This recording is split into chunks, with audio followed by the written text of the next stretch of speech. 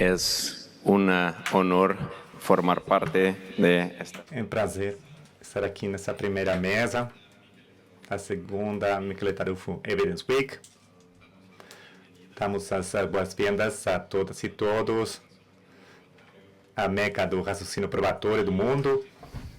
E vamos começar, é claro, com esse ótimo evento. Agradeço bastante o professor Jordi Ferreira, a professora Carmen Vasquez e todos os membros da organização pela honra de fazer parte dessa primeira mesa. Sem mais nada, vou apresentar o professor Michael Pardo. O professor Pardo se juntou à Georgetown Faculty em 2020 e foi nomeado Scott K. Ginsburg Professor em 2024. Está ensinando e tem uma bolsa de estudos na área de evidências, processos penais, filosofia do direito e neurociência. E as pesquisas atuais se focalizam em questões filosóficas da evidência, dos procedimentos e das provas jurídicas. O professor Pardo esteve na faculdade na Universidade de Alabama, na Escola de Direito, onde foi o professor e fundador e co-diretor do Law School Program de estudos jurídicos interdisciplinares, também presidente da Associação Law School Section, e também o professor Pardo publicou várias coisas, 3 livros, abordagem analítica às provas, mentes e também direito, e mais de 60 artigos, ensaios e capítulos de livros. Professor Pardo, seja muito bem-vindo e a palavra é com você.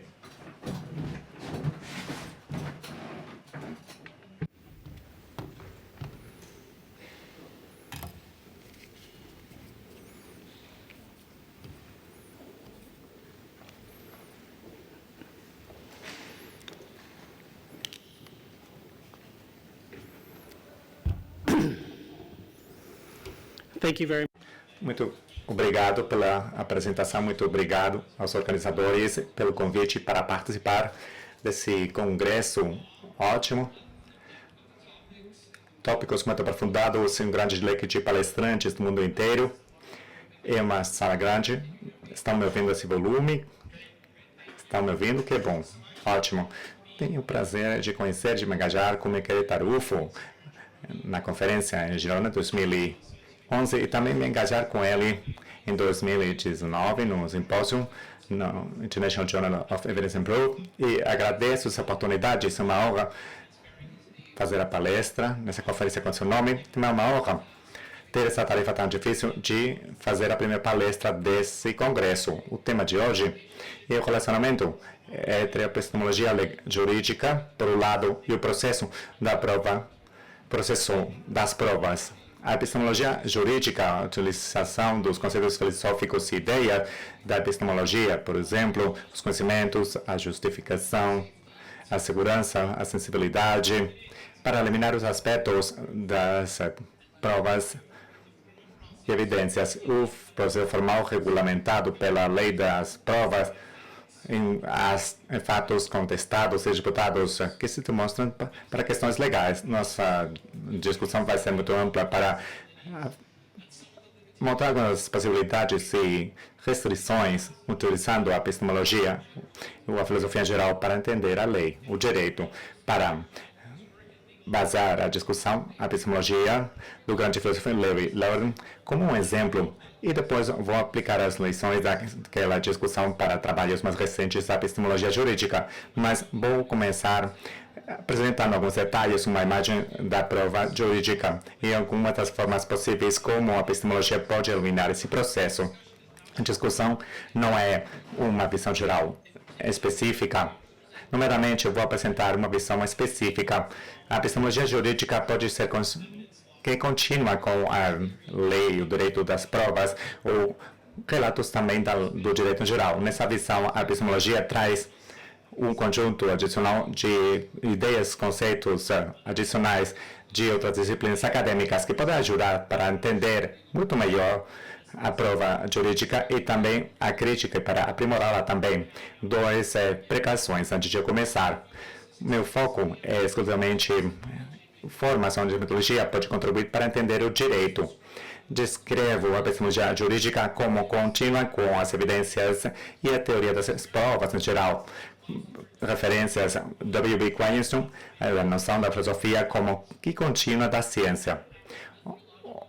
Outra noção metodológica do qual a ideia da contenção recíproca falou no relacionamento entre a epistemologia e a psicologia, na ideia da epistemologia naturalizada.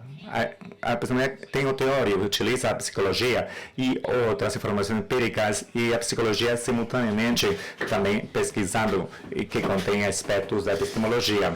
Eu sugiro um teor semelhante entre o direito e a epistemologia. A ideia é que tem razões internas na filosofia para os filósofos para discutir com exemplos jurídicos que podem esclarecer problemas filosóficos e ideias que necessariamente não esclarecerão muito o direito. Mas esse não é meu foco, não. Meu foco é a utilização pragmático, teórico dessas aplicações para o direito.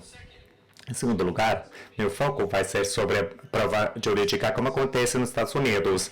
Não estou fazendo direito comparado, mas minha discussão da epistemologia jurídica e da prova jurídica nos Estados Unidos espero que ajude a revelar lições aprendizados gerais.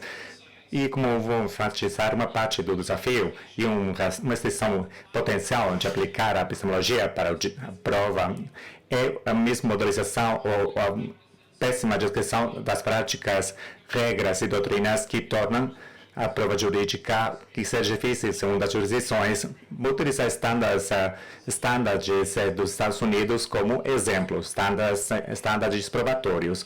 3 partes. Primeiro, vou apresentar a ideia da prova jurídica, como eu entendo. Vou falar sobre a epistemologia jurídica do Larry Lauren. E, em terceiro lugar, vou falar sobre trabalhos mais recentes da epistemologia jurídica. Na primeira parte, a ideia da prova jurídica. Prova jurídica, o processo formal regulamentado pela lei das provas, o direito das provas, o direito probatório, demonstrando os fatos para propósitos jurídicos. Tem muitas práticas, regras e doutrinas que são diferentes segundo as jurisdições. Vamos começar com uma ideia simples. A apresentação das provas, por um lado, e os estándares probatórios por outro lado. Nessa ideia, um fato foi comprovado quando o valor, ou a força, ou a qualidade das provas satisfaz os estándares probatórios demonstrados e não quando fica por baixo desses estándares. Nos Estados Unidos tem 3 estándares probatórios comuns, cada aplicado com uma língua muito ambígua, incluindo a preponderância das provas, evidência clara e convincente e a dúvida razoável. E esses estándares aplicados para caso de ação, crime, um delito, uma defesa afirmativa. E a ideia da política básica, a preponderância do estándar probatório trata as partes igualmente em relação ao risco de erro. Qualquer lado, a evidência demonstra, apoia qualquer um dos lados, apurando como que a prova pode demonstrar uma coisa, tentando eliminar os erros, sem impor um estándar convincente ou de dúvida razoável. Na ideia simples, temos que apurar fatos, determinados fatos para decidir se, baseado na evidência, o dado discutido é demonstrado para o estándar probatório. A epistemologia pode ajudar para esclarecer alguns aspectos dessa ideia simples. Pode dizer alguma coisa sobre a qualidade das provas, o valor probatório, também alguma coisa sobre os estándares probatórios e do que eles precisam, e também pode falar sobre como é que fazem um encaixe no raciocínio de ligação. Uma decisão proveitosa que eu utilizo é a decisão entre o nível de microanálise e de macronível. O de micronível, por exemplo, evidências a provas individualmente analisadas e a qualidade e a força geral, e macronível para analisar se tem prova dos casos, se as provas cumprem com o estándar probatório ou não. Por que a epistemologia é uma fonte de iluminação ou de compreensão? Porque apurar os fatos pode ser melhor ou pior epistemologicamente. Tem vários tipos de erros de tomar decisão que podem acontecer no processo. Erros na avaliação da relevância e o valor das provas para concluir se as evidências em geral cumprem com estándares probatórios e também erros, se os fatos comprovados ou não, para propósitos jurídicos, se eles fazem encaixe ou se correspondem com a realidade. Mas para entender como essas questões epistemológicas acontecem em um sistema jurídico específico, é importante tratar dos detalhes. Se a análise é para esclarecer ou para entender esse sistema ou não, por exemplo. Se focar nos Estados Unidos, uma questão importante nos casos criminais ou penais e cíveis, se as provas são suficientes ou esclarecedoras para demonstrar a causa. Nos Estados Unidos, a lei, estamos simplificando, tem uma diferença entre o direito federal e o direito em cada um dos estados, que pode variar de forma diferente. Vamos focar no nível federal geral e algumas das questões constitucionais que se aplicam geralmente. Para avaliar a suficiência das provas, na doutrina jurídica, os tribunais dos Estados Unidos pedem, sim, um júri racional poderia, baseado nas provas, se pode saber se os fatos são probatórios. Por exemplo, em um contrato, por exemplo, se podemos demonstrar que o contrato não é válido, são das provas. Ou, por exemplo, além da dúvida razoável, se não podem ser para uma parte, por exemplo, baseado nas provas e estándares probatórios, isso então pode encerrar o caso desse jeito. Por exemplo, casos penais que não são sujeitos à revisão da suficiência por considerações constitucionais nos Estados Unidos. As avaliações das provas pelos juízes são importantes antes do julgamento, durante o julgamento e depois do julgamento. Podem decidir se uma causa vai para o tribunal ou não, se vará um júri para uma decisão, ou se o júri é escolhido para tratar disso. Segundo o direito, essas decisões dos juízes sobre a suficiência das provas são determinações epistemológicas, como, por exemplo, as decisões de apuração de fatos nos seus julgamentos. As evidências são fortes e, às vezes, as provas não são fortes, segundo os estándares probatórios. E também são decisões sobre se um caso contestado é demonstrado para questões jurídicas e uma parte íntegra da prova legal. E não só apuração para o julgamento. Para entender o processo de prova nos Estados Unidos, nível de julgamento e revisão suficiente dos juízes, é importante entender que o processo em geral é estruturado para explicações que competem entre as partes em um sistema de lógica adversarial. Segundo a apresentação da parte, os princípios, as partes oferecem relatos dos eventos em disputa, saber o que aconteceu segundo as provas, e as provas podem ser utilizadas para apoiar ou contestar essas explicações.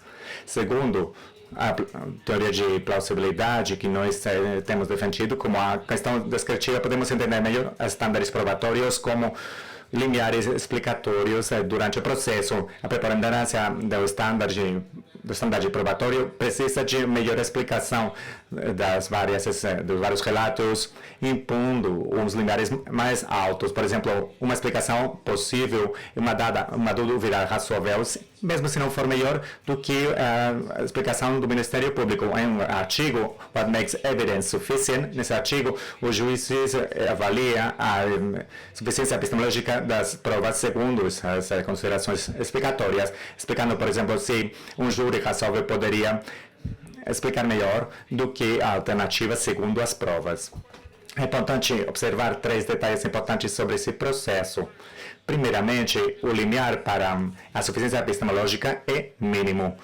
Os tribunais impõem um limiar mínimo para perguntar se um júri razoável pode apurar e não tentar encontrar a decisão ótima baseada nas provas para maximizar o raciocínio, racionalidade, minimamente, e também o contexto epistemológico é de premissa. Nos casos com evidência suficiente para um júri, os resultados são permissíveis epistemologicamente.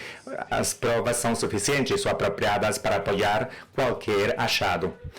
O processo depende muito do sistema adversarial, não só para produzir provas, mas também para produzir a explicação competitiva, para escolher ou estruturar o processo de um modo diferente. Os juízes, júris, segundo as teorias e explicações, não das partes, mas não é preciso se basear nisso. Prova jurídica nos Estados Unidos e a estrutura também. dediquei um tempo para os detalhes, mas na minha visão, ignoraram a especialidade recente da prova jurídica que se foca na apuração de fatos nos julgamentos para determinar o resultado epistemológico certo.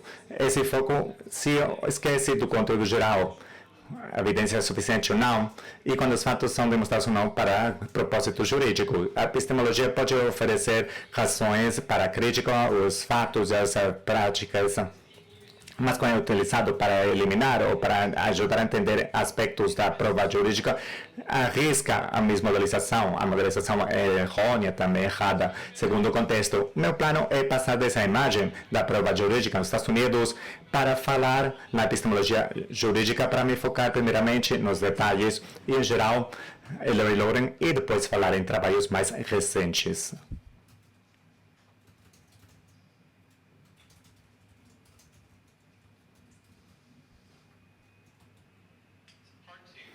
Parte 2. A epistemologia de Larry Lauren. Depois de uma carreira distinta como filósofo e cientista, depois passou ao direito e à prova jurídica para criticar o processo de provas nos casos penais, se focando no direito penal e os estándares probatórios dos Estados Unidos. Apesar da conexão implícita entre o direito, a epistemologia e as provas jurídicas, quando Lauren se focou no direito, as escolas modernas não têm utilizado a epistemologia no trabalho. Tem exceções, até Jerry Bethune, que escreveu que o campo das provas é o campo dos conhecimentos só. Mas em 2006, Verdade, Error e Direito Penal e Epistemologia, Lauren escreveu, citação, a epistemologia jurídica existe só como um campo reconhecido das pesquisas. E quis mudar isso. Na minha opinião, foi responsável pela explosão e pelo trabalho escolar da epistemologia jurídica nos últimos anos. Não foi o único filósofo que escreveu sobre o direito das provas, probatório na época. Outros filósofos também, Goldman, Judith Sampson, Jonathan Cohen, Susan Happ, Brian Leiter, Scott Horn, Fred Schauer e muitos outros que viram sobre o direito probatório, mas o trabalho de Lauren foi crítico para mostrar o interesse na filosofia jurídica. Na biografia sobre H.L. Hart, sobre o filósofo, disse que está descrevendo o próprio trabalho como vendendo uma pequena filosofia aos advogados, mas John Mackay documentou que o legado também foi vender uma lei aos filósofos, que era só isso. Algo também para Larry Lauren e a epistemologia jurídica vendeu a filosofia aos especialistas e aos filósofos também. A explosão do trabalho na epistemologia jurídica nas últimas décadas dos especialistas das provas e filósofos é um testemunho de seu legado. Não é mais verdade, como Lauren escreveu em 2006, que a epistemologia jurídica não existe, que existe só como um campo de pesquisas reconhecido. Vou compartilhar a epistemologia jurídica dele e também as restrições na análise para entender a prova jurídica baseada na visão geral que apresentei na primeira parte de minha fala. E depois vou ilustrar como minha crítica e as restrições também acontecem no trabalho filosófico mais recente na área. Reflexão importante do trabalho de Lauren, por exemplo. Primeiramente, Lauren disse que os estándares probatórios têm que se focar menos na apuração de fatos, por exemplo, a dúvida, as crenças, a certeza, tem que se focar nas características da prova que permitem que entendamos a mentalidade da pessoa para a dimensão epistemológica da prova jurídica. Teorizando sobre os erros e a prova jurídica, Lauren explicou e ilustrou uma questão importante entre os erros probatórios e os erros materiais. Por exemplo, aplicando o estándar probatório, por exemplo, para encontrar alguém culpado além da dúvida razoável, quando a prova não leva a essa conclusão, seria um erro probatório. Ou, por exemplo, uma decisão de apuração de fato não é material, é um erro que pode ser também material. Ela esclareceu que nenhum tipo de erro implica outro, que podemos ter um erro probatório sem um erro material e podemos ter um erro material sem um erro probatório. E esclareceu também que os especialistas se confundem também entre os dois. Esclareceu também a presunção da inocência e disse com persuasão, em minha opinião, que a presunção é melhor entendida como um epistêmico probatório e não é como uma autoprova, uma presunção sobre inocência material ou uma probabilidade anterior de culpa. O trabalho, que também em coautora com Llewellyn, ilustra também alguns dos custos associados a casos penais e também ilustrou os limites conceptuais das ratios de Blackstone para justificar os estándares probatórios. Minha crítica hoje vai se focar em dois aspectos da análise de Llewellyn e estándares probatórios nos Estados Unidos, o sistema jurídico que foi seu foco principal. Primeiramente, estándares probatórios que tentaram reduzir e isolar algumas características do direito que não podem ser reduzidas nem separadas do processo probatório em geral. Por exemplo, Llewellyn explicou, por exemplo, que a única função do estado probatório tem que ser distribuir os erros entre os fatos, entre as partes, e que nenhuma regra ou prática serve para essa função. Foi um tema constante em sua análise em 2006, nesse livro de 2006, e no ensaio de 2015 que apresentou aqui em Girona, e no livro de 2006, The Thinking Trial and Errors. Na primeira parte, o estándar probatório não é um dispositivo que reduz erros. A redução de erros tem que ser para, por exemplo, as regras de admissibilidade. Fica para ela. E o estándar probatório funciona unicamente para mudar os erros que acontecem em uma direção específica. Na minha opinião, isso é incorreto conceptualmente. Mas como assim? Porque a adição de alocar o risco de erro, os estándares probatórios podem atingir o número total de erros criados por um sistema. Por exemplo, a preponderância do estánдар probatório é considerada algumas condições que reduz os erros totais, minimiza o número total de erros e aumentar o estánдар, o padrão de probatório pode levar a mais erros, a maiores, porque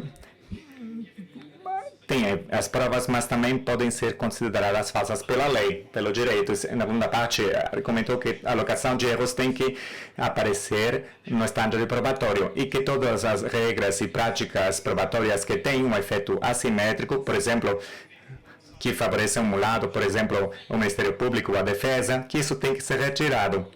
E referiu isso burden enhancers, redutores e aprimoradores do ônus. É um exercício filosófico interessante, mas, na minha opinião, é uma fantasia epistêmica.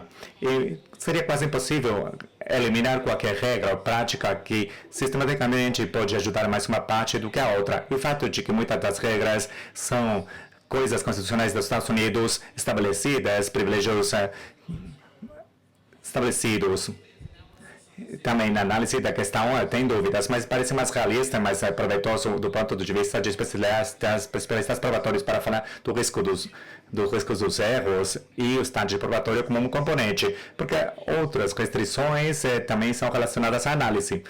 Em segundo lugar, a análise de Laudenstein, além de ser redutor, como já acabei de mencionar, tentando reduzir todas as alocações de erro no estándar probatório, isso lá, também assume a precisão para os estándares probatórios, que parece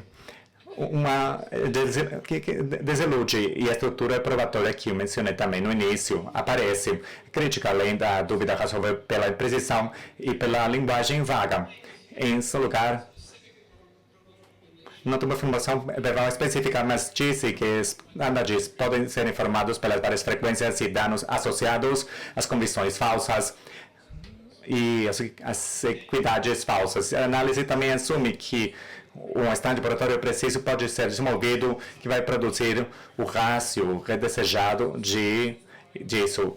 Análise para além do padrão de dúvida razoável dos Estados Unidos, que é um estado de um padrão muito elevado, tem que ser inferior. Outros especialistas criticaram Lauden por essa questão. Mencionei Mencionarei dois. George Gardner, um dos outros especialistas da semana, oferece uma crítica excelente do trabalho dele sobre as estatísticas criminosas e diverte também Diego, que tem um artigo que sinaliza uma tensão interna entre as afirmações de Loudon, além da dúvida razoável, arbitrário, vago e subjetivo, e também equidades falsas, que é essa tensão interna na apresentação. O meu foco nesta palestra é na inconsistência entre essa tentativa de precisão e a imagem da prova jurídica nos Estados Unidos. A análise de Laurent é inconsistente com a relação e o papel da evidência insuficiente, que é uma avaliação epistémica. A suficiência da prova é a inestabilidade dentro de um sistema adversarial.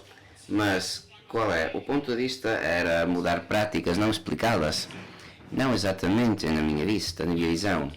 Loudon tentava mudar esses aspectos dos Estados Unidos entre o estándar probatório em casos criminais e algumas normas jurídicas de procedimento, deixando a base probatória. E aí está o problema. Um estándar probatório pode ser implementado com precisão ou não para criar a ratio desejada. Uma porcentagem de absoluções falsas por condenas falsas, e é uma baseada em agrávios. Uma decisão do juiz baseada na cumprir o estándar probatório, o juiz tem de aplicar o estándar e criar os resultados desejados. A única razão possível poderia ser manter o poder do júri nos Estados Unidos para condenar ou absolver, apesar do estándar probatório. E dado o caso, parece mais plausível se temos uma estrutura probatória presente, um contexto de permissibilidade epistémica em que permita qualquer resultado que permita um limiar mínimo, depende do sistema adversarial. Mas é assim, não é claro se um sistema tal pode criar uma ratio de erros determinada dentro de um estándar probatório determinado. A análise também não explica a estrutura do estándar probatório. Loudon é familiarizado com o que chama a influência da melhor explicação na ciência filosófica, as características, críticas e limitações, e de facto foi um grande crítico da literatura da filosofia da ciência. É assumido que essa ideia funciona de maneira similar em todos os contextos de direito e ciência, e criticou a hipótese que a influência da melhor explicação em casos criminais. Por exemplo, se uma coisa pode ter a melhor explicação, mas não é comprovado, mais para além da dúvida razoável, não é a melhor explicação. Mas esta crítica falta que o uso e várias ideias e conceitos que se encontram na filosofia e maneiras que não necessariamente combinam com as características da filosofia ou ciência nos Estados Unidos, o limiar explicatório para o estándar probatório no julgamento, nomeadamente na revisão de provas, não coincide com as melhores explicações em outro contexto, nomeadamente para os maiores padrões estándares probatórios, tem de ter explicação melhor do que as alternativas, e da maneira correspondente da explicação da defesa num caso criminal tem de ser fora da dúvida razoável, embora seja melhor explicação, embora seja plausível. As características do conceito de ideia podem ser dúvidas em outros conceitos filosóficos, podem não colocar problemas aplicados na lei. Sugere-se que a aplicação de conceitos e ideias podem ser ferramentas úteis para eliminar ou tornar explícitos aspectos epistemológicos da lei, embora não coincidam com as características necessárias em outros contextos filosóficos. Até agora, se fazem assim ou não, temos de olhar para os critérios pormenorizados. Portanto, da minha discussão vejo 3 lições a tirar e uma quarta lição para a epistemologia para o standard probatório se cumpre ou não. Uma lição é o período de tentar reduzir ou isolar características da prova legal que podem ser reduzidos, usados isoladamente, como atribuir o erro. Outra ilusão de precisão, pensar que qualquer característica complexa como o standard probatório pode ter limites estreitos. A terceira lição é que há uma possível falta de consciência por conceitos filosóficos e como aplicação na lei não é necessariamente um problema para a lei. E a quarta é a lição sentimental é desmodelar o conceito do ponto de vista filosófico. Agora, na terceira parte da discussão, vou passar para algumas das lições aplicadas para o trabalho atual da epistemologia legal, tomando a perspectiva de um estudioso no Egito para ver como se percebe a prova legal nos Estados Unidos.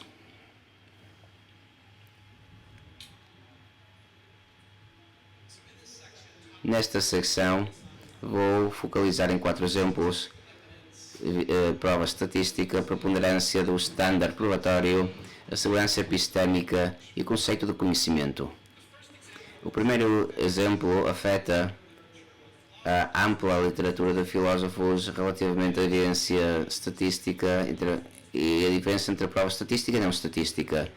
Parte desta literatura está focalizada em tentar resolver a paradoxa sobre casos hipotéticos com provas estatísticas, como a hipotética da empresa do ônibus azul e 70% dos ônibus na cidade, que não há mais coincidência do que um ônibus foi responsável do acidente. A paradoxa, supostamente, do facto que a estatística 70% parece ultrapassar o standard probatório, embora o estado preponderante é suposto ser abaixo de 70%. A intuição das maiores pessoas é que a prova não é suficiente para apoiar a responsabilidade. Espalhou-se muita tinta para tentar explicar estas hipóteses e a maioria das hipóteses foram introduzidas por eruditos jurídicos e também peço desculpa por introduzir a hipótese do ônibus azul na conferência. É interessante esta literatura, mas não dá muita luz. Uma das razões é que Ron Allen e Christopher Smikapos mostraram que não há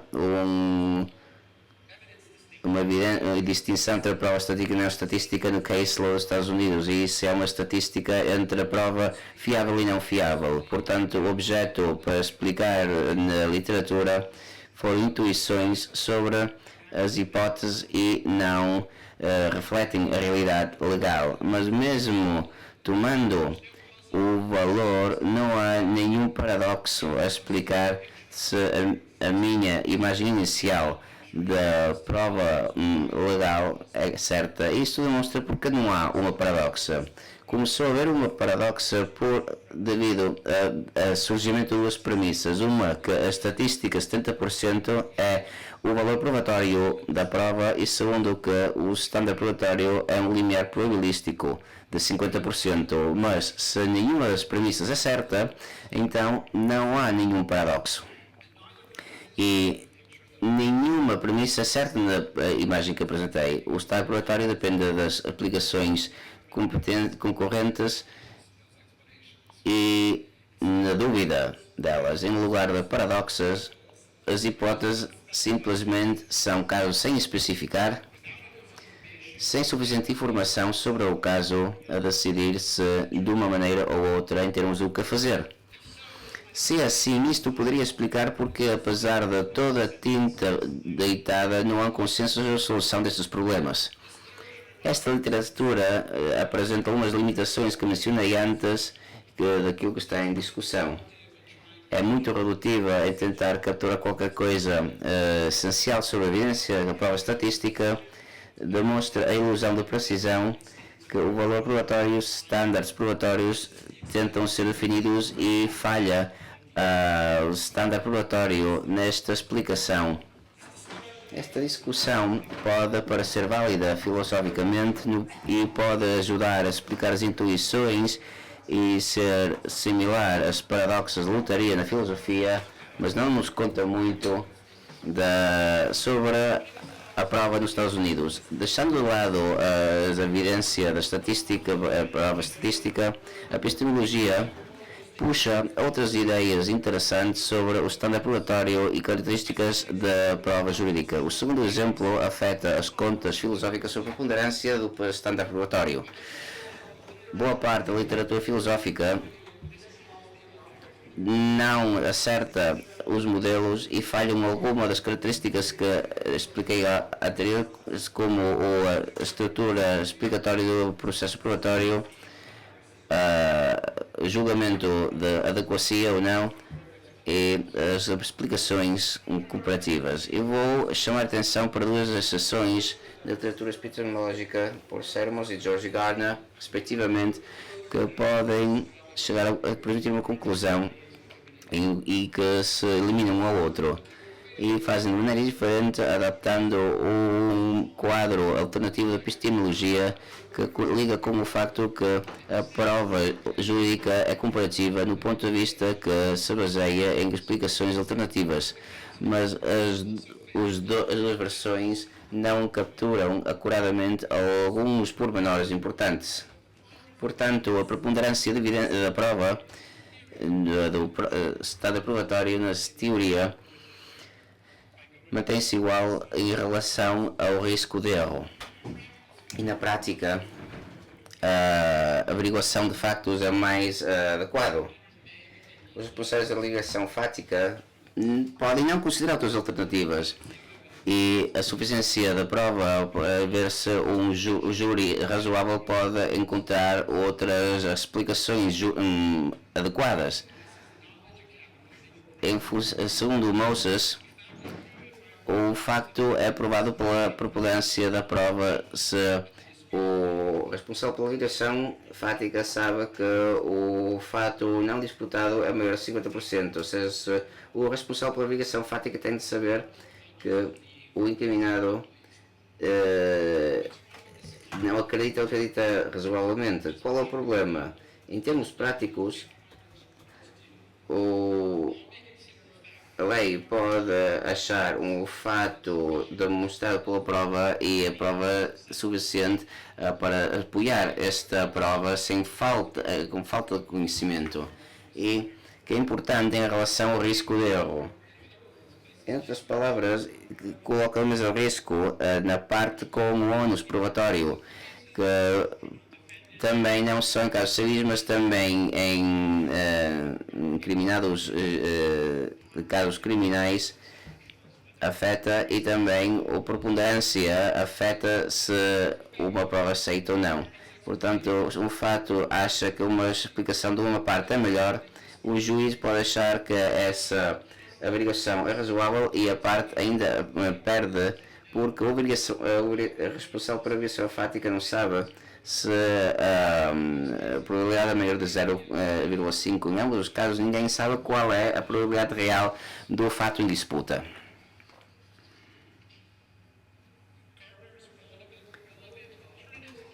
A teoria de Gardner evita algum destas armadilhas, não requer conhecimento nem o padrão de preponderância, mas requer que a parte que apresenta a prova exclua suficientes possibilidades de erro preponderantes. As explicações que há que excluir são as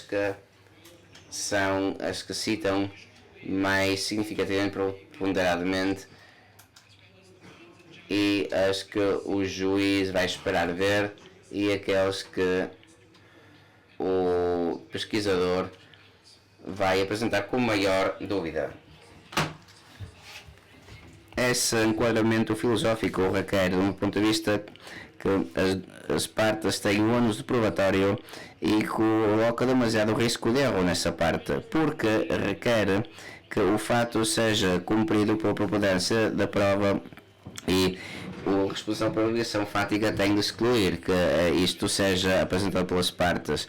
Na apresentação das partes dos Estados Unidos e dos princípios dos casos, os tribunais e os responsáveis pela obrigação fática acham que não é preciso arranjar explicações alternativas às apresentadas e nem provas alternativas, não é um requisito que a alternativa seja excluída e que só se pode encontrar preparatoriamente para ser mais plausível. Talvez existam razões boas para preferir estes conceitos do standard preponderante, mas faltam cotas descritivas, no mínimo como se implantam nos Estados Unidos, mas tomo estes exemplos porque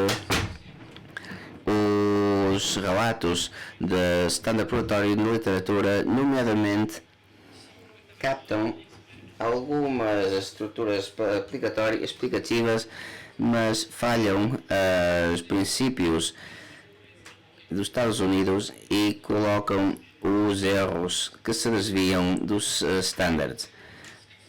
Os exemplos discutem como os conceitos epistémicos podem dilucidar alguns standards probatórios. Também precisa a influência da melhor explicação e os estándares probatórios que permitem a discussão. E vamos focalizar em duas ideias: a segurança epistémica e o conceito de conhecimento. O terceiro exemplo afeta a segurança epistémica e sensibilidade para como características da prova. Parte desta literatura é baseada no debate estatístico e vou pôr de parte para as razões discutidas e vou fazer uma pergunta diferente: até que ponto qualquer noção pode explicar os níveis de probatórios a micronível? Na epistemologia, estes conceitos se usam habitualmente para analisar as crenças reais e perguntando se a crença é mantida em mundos possíveis onde a crença é falsa. Por exemplo, nos cenários possíveis em que uma coisa é falsa, onde a pessoa ainda acredita que é certo e a segurança é com que facilidade pode ser falso se a pessoa continua a acreditar que é certo. Na discussão de Louding e infere a melhor explicação, isto é uma área onde se reconhece que isto não vai coincidir com o uso das características em outros contextos.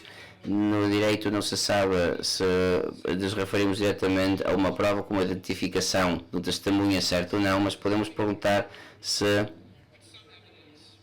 uma prova ou inferência dessa prova pode ser segura ou sensível.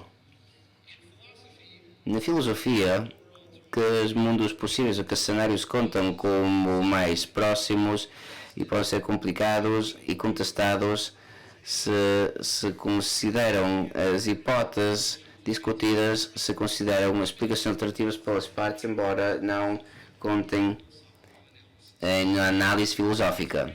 Mas este enquadramento argumenta que qualquer coisa parecida à segurança epistémica, embora não tenha a ver com segurança nem epistemologia, fala alguma coisa como a prevalência da prova.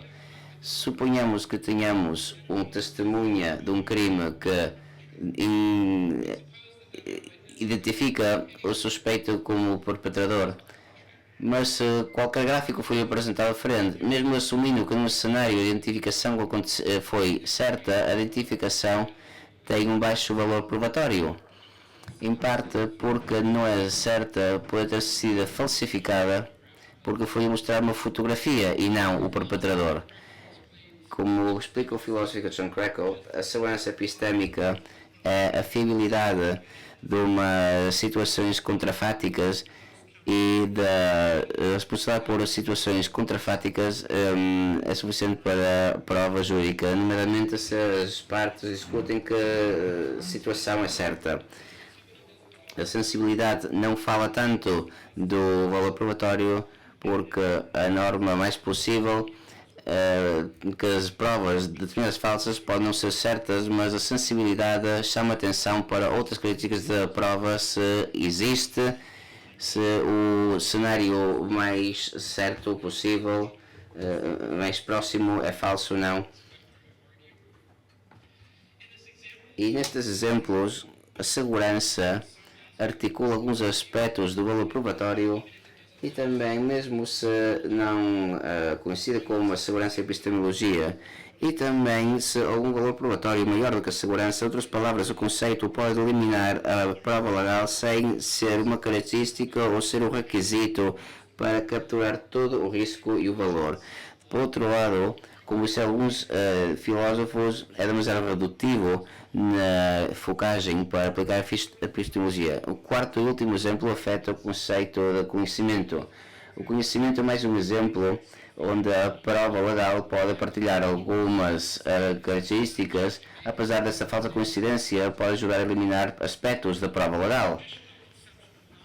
A concepção tradicional do conhecimento como crença tem análogos além do que foi provado. Portanto, a gente tem essas três condições para justificar uma crença.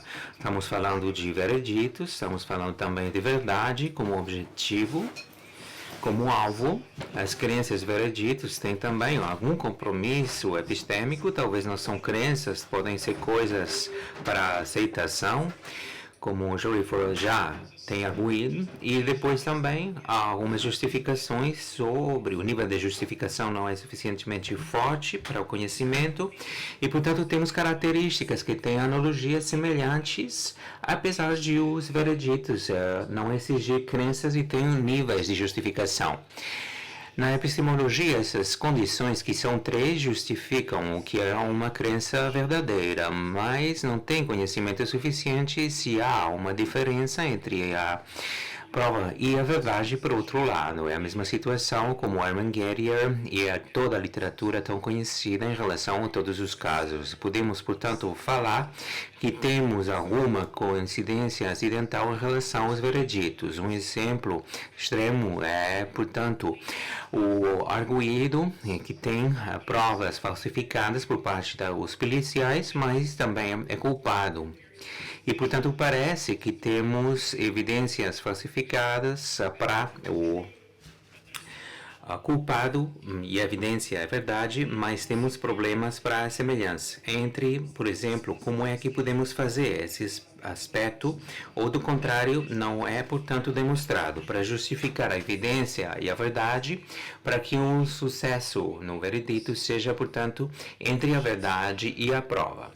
Portanto, temos que ver quais é que são as provas legais, e vemos também que mesmo se os vereditos autênticos não são a base de conhecimento, simplesmente são uma justificação ou crença. É outro exemplo que tem, portanto, a inferência, o conceito filosófico sobre o que é a prova legal, mesmo se, o provado legal, mesmo se não for real. Em conclusão, eu apresentei uma estratégia complicada entre a epistemologia legal e o provado legal. Vemos quais é que são as diferentes cores sobre a epistemologia que podem ajudar sobre a prova e o provado. Vemos quais é que são as regras gerais, e uma lição é o perigo para reduzir os provados isolados, e em segundo lugar a lição é a ilusão da precisão para pensar que temos, portanto, uma prática complicada no futuro, como por exemplo a estada do provado. A terceira lição é que uma falta de encaixe entre o conceito filosófico e como é que o direito, não é simplesmente um problema para a lei. Também sublinhar o risco desse modelo sobre o fenômeno legal, que é objetivo do intuito epistemológico, não simplesmente ver quais é que são as consequências, as implicações para uma teoria filosófica ou conceito, mas talvez estarmos mais atentos sobre os detalhes sobre a prova e o provado no âmbito legal, no âmbito epistemológico, permitir esse retrato que talvez pode ter um impacto muito semelhante à filosofia da física, com a combinação das ferramentas e instrumentos filosóficos abstratos por um lado, com detalhes e conhecimento complexo complexo por outro. A complexidade implicada também sobre o trabalho para a colaboração entre os filósofos e também os acadêmicos legais, que são, portanto, os detalhes que realmente importam.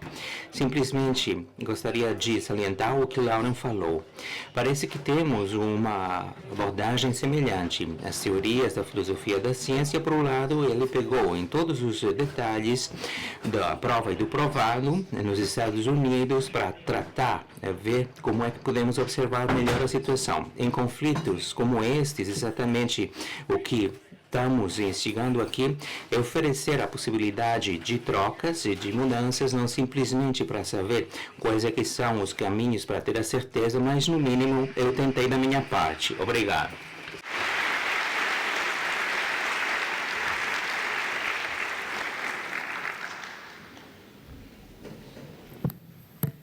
Thank you, Professor Pardo. Obrigado, professor Pardon. Muito agradecido. Bem, agora temos aqui o nosso debate. Temos a opção de fazer questões e também, ao mesmo tempo, levantar a mão diretamente pelo aplicativo. Vamos começar, portanto, nessa pergunta que nós temos aqui para o professor. Vamos aguardar um instantinho para ele colocar os fones para tradução. Tá, 1, 2, 3, tá funcionando a tradução? Então, as noções epistemológicas, como a justificação, o Warren, parece que, sem dúvida, não tem nada a ver com as preocupações práticas para a distribuição dos erros em função da sua gravidade. Como então a epistemologia pode ser útil para iluminar precisamente os estadios legais da verdade? Sim, as noções epistemológicas, como a justificação, o Warren e outros parece que não têm um impacto sobre as preocupações práticas. Como é que nós queremos que os erros estejam distribuídos em função da sua gravidade? Como é que a epistemologia pode servir para arrojar luz sobre os estándares legais da verdade? Estão escutando? Bom, se eu entendi bem, eu acho que temos duas questões, né? Estão escutando? Agora sim, melhor, tá. Fantástico, que bom. Bom, pelo que eu entendi nessa pergunta, eu acho que há duas coisas que têm a ver, né?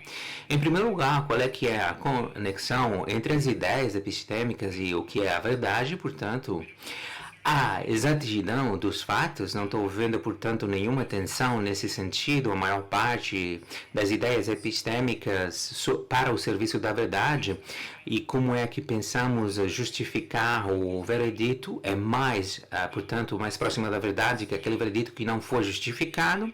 Eu estou vendo muitas das ideias epistêmicas que estão servindo aos papéis, né, muito mais ligados com a verdade. Esse é o primeiro tema, né? Portanto, parece que nós temos uma relação epistêmica entre os critérios epistêmicos e a verdade. Eu acho que um veredito não seguro é muito mais proclive a ser falso que um que seja verdadeiro, né? A verdade sempre ficando à parte. Depois, como é que nós temos que tratar o risco de erro? Eu acho que a questão que nós temos que tratar aqui é que a distribuição nos leva ao juízo como justificar e até que ponto, né, a prova é forte e sólida. E as evidências que nós temos para conseguir, consoante os níveis do provado. A epistemologia pode mostrar qual é o caminho à frente. Há limiares sobre o estándar do provado, e se a gente ir além desses limiares, desses limites, né, podemos ver qual é que é, então, o risco do erro para justificar essa situação. Obrigado. Bom, eu tenho uma pergunta pessoalmente, né? 2015, você escreveu um ensaio em relação à deliberação para as razões para ter uma mente muito mais aberta nessa mentalidade. Você falou que tínhamos as obrigações epistêmicas para, precisamente, a performance do fiduciário, tá? Com as características que são semelhantes a outros fiduciários ou também outras relações, como, por exemplo, as relações de confiança. No direito civil, há muitos autores que estão criticando a instituição do que é o júri, considerando ao mesmo tempo, essa necessidade como se for uma necessidade irracional. A confiança pode ser, a verdade pode ser irracional ou irracional, como a gente sabe, não é? Qual é que é a sua perspectiva? Qual é que é a sua opinião? A verdade nos júris pode ser racional ou não, em função da decisão do júri, combinando essa decisão com as obrigações que o senhor tem descrito anteriormente. Bom, então, a minha perspectiva, né, eu sempre estou a favor do júri. Os júris podem ser racionais. Frequentemente, os júris são racionais, para dar os motivos, as razões, dar razões para com os outros, para a própria deliberação. Uma questão importante que a gente tem que saber sobre essa conexão sobre o estándar da prova é que a metade mínimo da prova está na mente dos júris, né? O estándar do provado, e portanto temos que saber quais é que são as evidências, e o grupo, não é? Tem esse conhecimento coletivo entre eles, os membros do grupo, para poder tirar alguma vantagem sobre a perspectiva do grupo também, né? Então, esse controle sobre o júri costuma ser mínimo, talvez algumas derivações individuais, mas a literatura empírica dá apoio a que os júris são competentes, racionais e que estão fazendo muito bom trabalho. Não? Essa é a minha perspectiva também pessoal. Talvez há quem não esteja de acordo com isso. Talvez. Obrigado. Outra pergunta da parte do nosso caro público. Qual é que é a opinião sobre a perspectiva da filosofia da ciência? Será que isso pode ter um impacto em relação à epistemologia no direito? Bom, eu acho que essa pergunta é muito boa. Aliás, eu não pensei muito nessa conexão. A única conexão da qual falei aqui tem a ver com o fato que houve várias críticas em relação ao explanatório e também aquilo que tem a ver com a perspectiva da lei e como é que podemos apreciar quais é que são as diferenças nessa perspectiva. Eu gosto muito do trabalho dele, sobretudo a perspectiva cientista. Eu não sou professor de ciência, mas eu falo e aprendi muito, né, com ele sobre a sua perspectiva mais científica. Sobretudo, eu acho que a filosofia da ciência pode ser, sem dúvida, muito positiva para ter algumas ideias. Então, eu vou encorajar, né, os acadêmicos para que possam acompanhar esses avanços. Obrigado. Outra pergunta, né, da parte do público? Sim, se não se incomoda? Sim, com certeza. Sim. Bom, a teoria da utilidade, aquela que nós estamos esperando, talvez é muito melhor, tem um enquadramento onde nós estamos de acordo sobre a severidade do estándar do provado. Bom, pelo meu intuito, eu acho que não. Eu acho que pode ser muito útil esse enquadramento em relação aos níveis dos custos e também os benefícios. Estou pensando, não é, sobre os resultados dos julgamentos, mas eu acho que há outros procedimentos que têm um valor para informar sobre o veredito, se for justificado ou não, incluindo também a participação de múltiplos atores e também outras partes que, sem dúvida, têm o seu próprio valor também. Né? Estou imaginando, por exemplo, o enquadramento da utilidade em comparação com outros valores, mas eu vou ficar por aqui neutro em relação a essa questão. Obrigado. Bom, essa aqui tem a ver com a segurança. A segurança precisa de acreditar e precisa também de saber se a verdade ou a inferência foi segura ou não. Mas quase nunca sabemos a certeza e quem é que cometeu um crime. O conceito de segurança pode ser aplicado, está arrojando luz no processo do provado.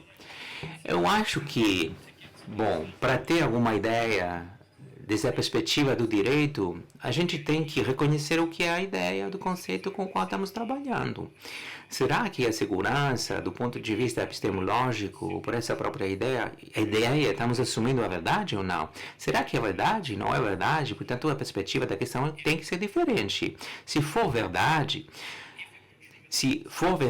nesse caso, até que ponto pode ser fácil que seja falso, né? E essa facilidade de ser falso está mostrando alguma coisa sobre o valor da prova. Portanto, o exemplo que a gente pode ter, e estou pensando aqui em vários outros exemplos, mesmo se nessa instância for correta, se essa prova talvez tem outras possibilidades que estão apontando outras direções, talvez estão reduzindo o valor da prova, né? Por outro lado, Se for seguro nesse sentido, talvez é bastante fiável sobre todas as possibilidades contrafatuais que estão reforçando a prova. Para serem falsas, não pode ser facilmente fácil. Muitas outras coisas têm que ter acontecido para que seja falso. Por exemplo, né, poderíamos ter muitas provas muito mais fortes e eu acho que essa seria a perspectiva. Mas eu acho que fica à margem essa ideia. Para aplicar a lei, temos que ter em conta os contextos. A resposta pode ser, talvez não estamos falando de segurança, talvez sim, talvez não. Voltamos mais uma vez a essa discussão de antes. Será que talvez essa é a melhor das explicações? Talvez não.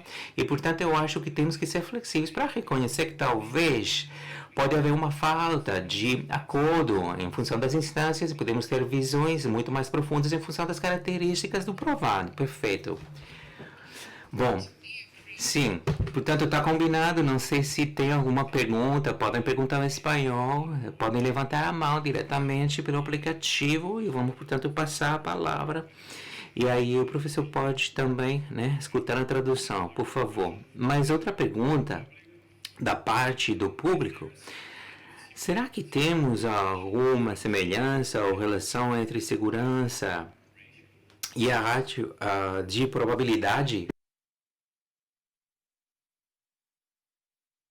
A ratio de probabilidade? Talvez sim, pode ser, pode acontecer. Mas eu não sei se talvez...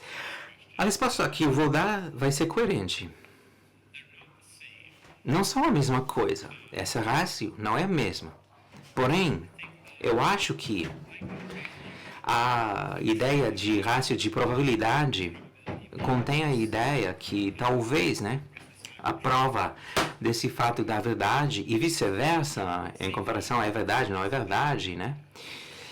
Eu acho que tem muito mais a ver com contraste e, sobretudo, acredito eu, que tem muito mais a ver com o mundo fechado das possibilidades e até que ponto pode ser facilmente falso, né? Bom, eu teria que pensar mais um pouco, né, para dar uma resposta inteligente a essa questão. Obrigado. Uau! Qual é que é o papel que os advogados podem desempenhar numa discussão altamente abstrata sobre as teorias epistêmicas? Eu acho que tem a capacidade de desempenhar vários papéis. Um dos principais papéis e mais importante, né, é o conhecimento dos detalhes mais complexos dos sistemas legais, sobretudo dos diferentes casos legais. Eu acho também que uma das principais lições e dos pontos que eu queria aqui esclarecer tem a ver muito com a aplicação das ideias filosóficas muito mais abstratas para, assim, arrojar uma certa luz, sobretudo ver quais é que são os pormenores subjacentes nos diferentes casos de relacionamento que estão funcionando, quais é que são os detalhes, e esse conhecimento é necessário nele próprio, é o motivo pelo qual a gente está precisando de colaborar muito mais entre os advogados, os filósofos e os acadêmicos, né, a nível profissional. E como é que esses diferentes fatos e ideias podem interagir as umas com as outras. Obrigado. Tudo bem. Temos mais perguntas? Parece que sim. Vamos lá ver. A prova daquilo que foi ensinado nos Estados Unidos, pelo que eu sei, sempre ensinam a prova, né, como um tema diferente, diferentes procedimentos civis, etc. No direito civil, alguns países, estamos falando, né, disso antes da reunião de hoje, estamos falando com o professor Alan, estamos falando assim, alguns países do direito civil redescobriu a importância da evidência e nós ensinamos a prova dentro, né, dentro dos procedimentos criminais e os procedimentos civis, né? Nas aulas de direito civil. Pode comentar alguma coisa em relação a isso? O que você acha? Por que tem que ser ensinado isso separadamente ou junto? Muito boa essa pergunta. Eu acho que tem vantagens e inconvenientes para cada uma das perspectivas. Um dos desafios é para um tema separado, né, nos Estados Unidos, como nós sabemos, né? Portanto, está sendo aplicado em diferentes âmbitos e há várias matérias, direito civil, direito comum, e, portanto, temos que saber qual é que é o subgrupo do direito civil para que os alunos não tenham, né, esse desafio, tenham a mesma formação ou a mesma compreensão do fato. Muitas vezes o debate se faz só na superfície e, portanto, o direito sobre a base da prova, muitas vezes a prova está sendo ensinada, em alguns casos, em alguma aula ou turma de direito civil, né?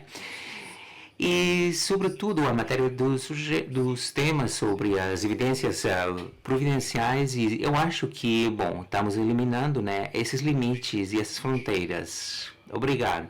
Bem, agora temos uma pergunta da parte do público, é o professor Jordi Ferrer, que tem a pergunta aqui na sala. Ó. Agradecido. Agradecido, Mike. Eu quero aqui aproveitar para todas as pessoas nos workshops que, por favor, que peçam a palavra aqui, desde o aplicativo, né, e também podem enviar perguntas por escrito, assim a gente pode ter um debate, né, um bate-papo muito mais ágil. Mike, muito agradecido pela sua apresentação, gostei imenso. Pergunta com um pretexto prévio. E também uma desculpa, eu tive que sair com as autoridades, talvez você falou alguma coisa que eu perdi na metade do caminho.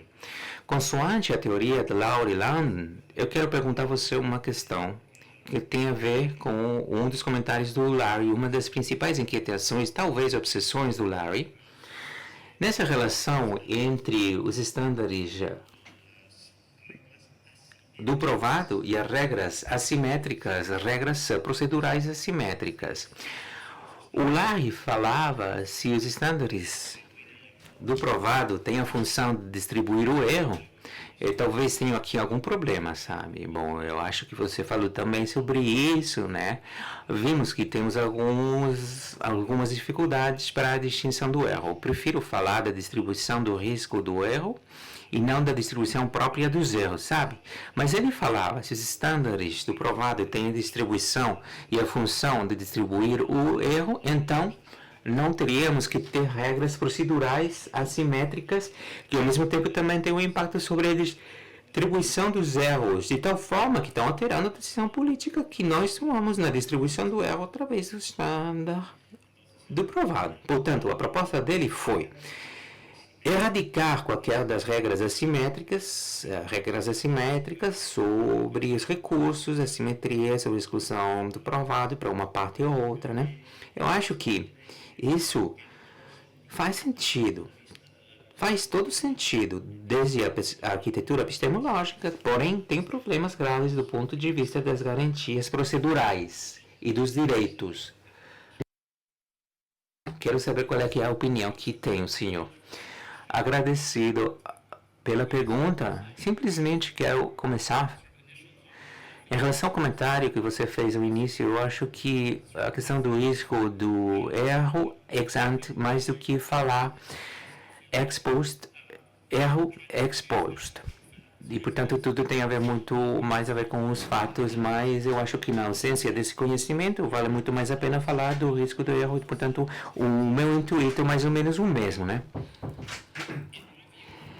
A partir da minha perspectiva, eu acho que esse exercício é interessante do ponto de vista filosófico para tentar reduzir o risco de erro só no estándar provado, mas o que não é erro próprio. Eu acho que é impossível, eu acho que seria impossível como projeto fazer isso, né? Mesmo tendo em conta o risco do erro sem um conjunto de erros, né? Eu acho que é impossível porque, mesmo começando e falando sobre as regras das provas que nós teremos que mudar, os direitos constitucionais, mesmo também os recursos com os quais a gente pode começar, sempre vamos ter assimetrias. Em alguns casos, por exemplo, vai mostrar qual é que é a evidência, outros casos talvez não poderão fazer isso, algumas categorias de casos têm evidências forensicas que são aquelas que mais gostam, né, desde a perspectiva da fiscalia. Portanto, temos um sistema sistema para erradicar as assimetrias e termos, portanto, uma perspectiva completa. Para mim, isso faz muito mais sentido.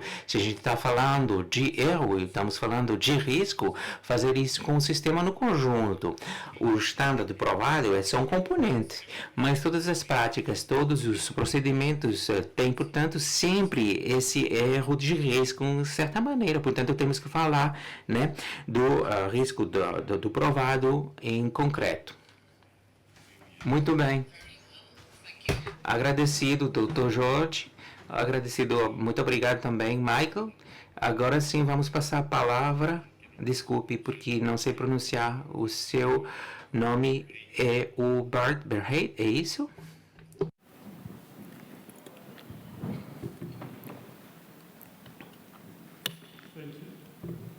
Thank you for a nice talk. Muito obrigado pela última fala. Tirei muitos aprendizados. Uma das experiências que tenho interesse na epistemologia, ela nos ajuda a fazer as coisas certas para resolver casos complexos. Não estou te ouvindo bem. Estou te ouvindo bem. Você poderia falar mais alto? Tenho que falar mais alto. Está melhor? Está melhor? Desse jeito. Estou te ouvindo agora. A epistemologia, será que ela ajuda a resolver casos difíceis? O processo da justificativa é isso, também o processo da descoberta. É mesmo? Resolve casos difíceis? Ou ajuda a resolver casos difíceis? Eu acho que ela ajuda a resolver casos difíceis e casos fáceis. Não resolve os casos de jeito nenhum. Eu acho que é um conjunto de ferramentas que podem oferecer maneiras proveitosas para pensar nas várias partes do processo probatório jurídico, para explicitar, tornar explícito o que é implícito, mas não tínhamos um jeito de visualizar ou pensar em coisas e visualizá-las para poder tornar isso explícito, para observar o que está acontecendo e jeito de apurar e aprimorar o que está acontecendo. Mas eu acho que é uma questão aberta, se isso vai ajudar ou não, em algum caso específico. Eu acho que, desse jeito, é um conjunto de ferramentas só para tornar explícito o que é implícito no que a gente está fazendo e no que o sistema jurídico está fazendo. E pode adiantar, não resolve casos de jeito nenhum. Não podemos tomar uma ideia, um conceito filosófico para dizer que um conceito ótimo para resolver esses casos difíceis, ou os casos fáceis, até os fáceis. Obrigado. Agora, vou ler mais uma pergunta do público. Qual é a função da ideia de um compromisso para discutir os conceitos epistêmicos como a segurança, a sensibilidade, e se não compartilhar esse poder holístico ou a legitimidade teórica? Como que um advogado pode se aproximar de um dispositivo ou dispositivos tão sofisticados? Boa pergunta. O ponto de partida é voltar para a imagem inicial, dizendo que tem fatos sobre a prova jurídica. Isso começamos com o fato da prova jurídica, o processo jurídico estruturado para explicações sem concorrência explicadas pelas partes para relatar os eventos do que estamos falando e os eventos que estamos testemunhando. Temos conjunto de possibilidades agora, até certo ponto. Agora vamos introduzir uma ideia filosófica como a segurança, esse ideal. E aí, essa falta de correspondência entre a filosofia e o direito, que pode ser proveitoso, que temos que se analisar na filosofia.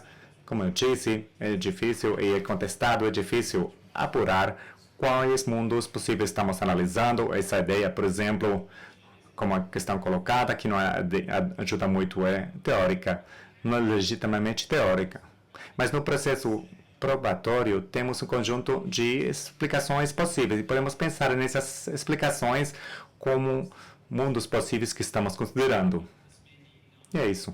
Não é o que os filósofos pensariam, um uso legítimo do conceito, mas o sistema já produziu um conjunto de possibilidades.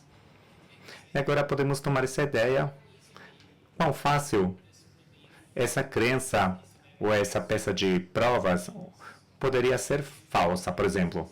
Mesmo que seja verdade, agora podemos colocar essa questão sobre as várias explicações possíveis. Se uma explicação é que o réu cometeu o delito e a alternativa, uma outra pessoa cometeu esse crime, esse delito, ou a polícia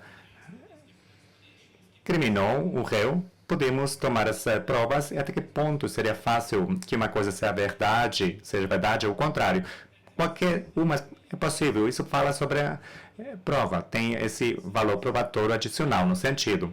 Por outro lado, se a alternativa não pode ser verdade facilmente. Por exemplo, isso fala alguma coisa sobre as várias explicações possíveis. Tomamos essa ideia, retiramos o conceito, construção filosófica, mesmo que não achemos que essa ideia, o mundo é plausível, o sistema jurídico já teve que impor um conjunto.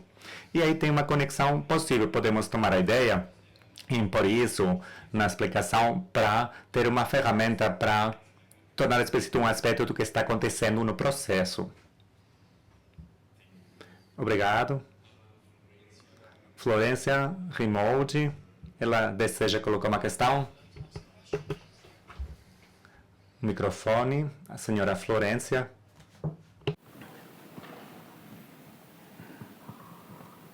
¿La hago en español? Posso colocar a questão em espanhol? Pode.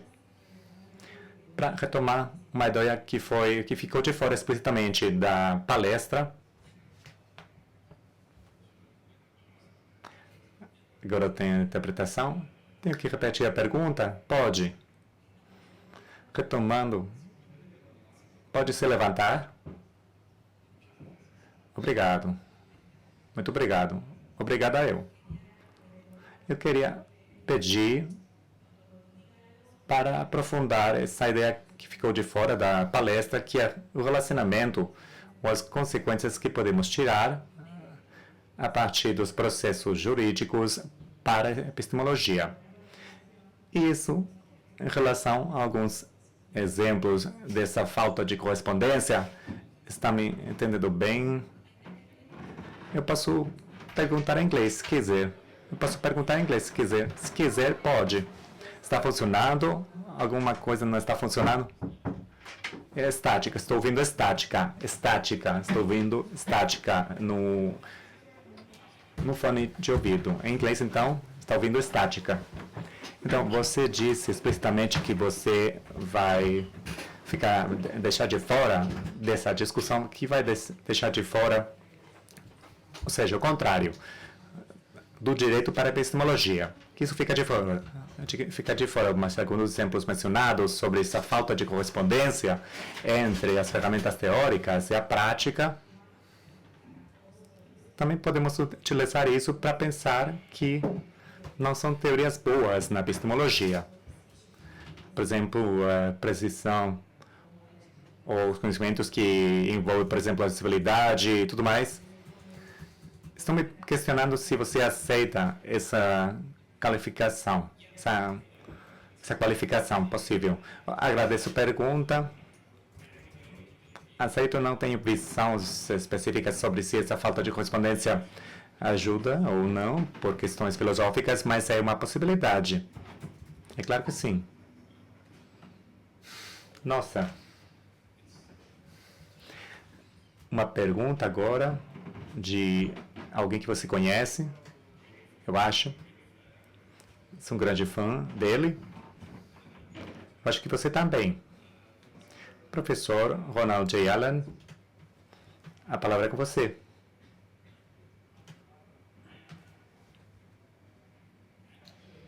Na verdade, tentei mandar a questão pelo sistema para não utilizar o microfone, mas eu acho que a gente recebeu. Vamos escutá-lo. Muito obrigado. Como que mandamos uma mensagem para vocês diretamente, para você colocar a questão? Como que a gente faz? Através do aplicativo, você pode mandar as questões através do aplicativo. Entendi. Se você quiser, eu posso ler, né, a questão, mas tudo bem. Você pode colocar a questão direto. Minha pergunta que eu queria que você colocasse. Bom trabalho, parabéns. Antes de mais nada, poderia aprofundar os diferentes significados na palavra teoria, o que nós falamos em epistemologia naturalizada, o nosso tipo de ciência, e a epistemologia formal. Nós estamos lidando com algo como a teoria geral da relatividade. A Luiz não atravessou o sol. Estamos lidando com um conjunto de processos interativos complexos que se adaptam entre eles e tudo mais. E a palavra teoria, como nós utilizamos, não é como a teoria geral da relatividade e tudo mais. É claro que eu concordo quando eu falo da teoria da plausibilidade relativa que eu tenho defendido. Para chamar isso uma teoria, precisamos de uma explicação geral. Uma explicação geral da estrutura do processo probatório e do funcionamento dele nos Estados Unidos, nomeadamente essa ideia de que os estándares probatórios podem ser melhor entendidos como limiares planatórios, mas as explicações em concorrência não é só para os estándares probatórios, mas para todas as características do processo probatório. E por isso que eu faço referência a um fato, uma descrição real do jeito como funciona a prova jurídica, pequenas características e casos que não são coerentes, que não condizem, que não falsificam a teoria, é só uma melhor explicação. Nível intermediário, uma melhor explicação de outras explicações parecidas para tentar explicar o mesmo fenômeno. Em comparação a outras explicações, são vários tipos de teoria de probabilidade, subjetivas, objetivas, com essas teorias de concorrência ou explicações. O relato de plausibilidade relativa explica melhor a realidade jurídica existente. Obrigado. Agora passo a palavra ao Osório. Osório, senhor Osório tem a palavra. Fiquem bem, muito obrigado, professor. Uma pergunta rapidinha. Baseado na ideia de que o júri não há advogado, se é difícil lidar com esses conceitos sobre a epistemologia, a prova jurídica, estándares de probatório e tudo mais.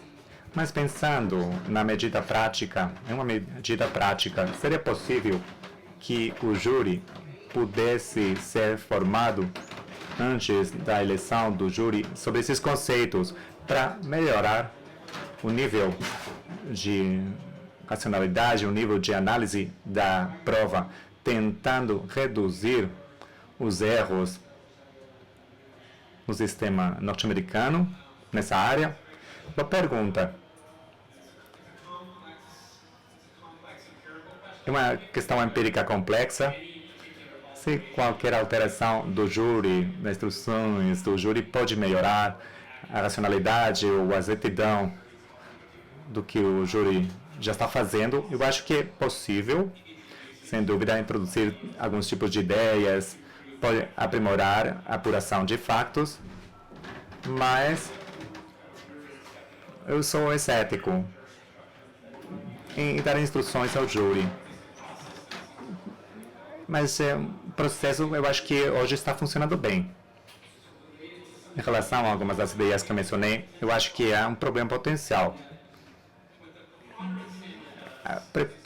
O estándar preponderante se baseia em tendências naturais. Se não tem estándares probatórios, o que o júri vai fazer é o estándar preponderante, escolher a melhor explicação possível, onde pode ter um espaço para a maioria, para outros estándares probatórios, além da dúvida razoável, sendo convincente para afastar o júri de uma tendência natural,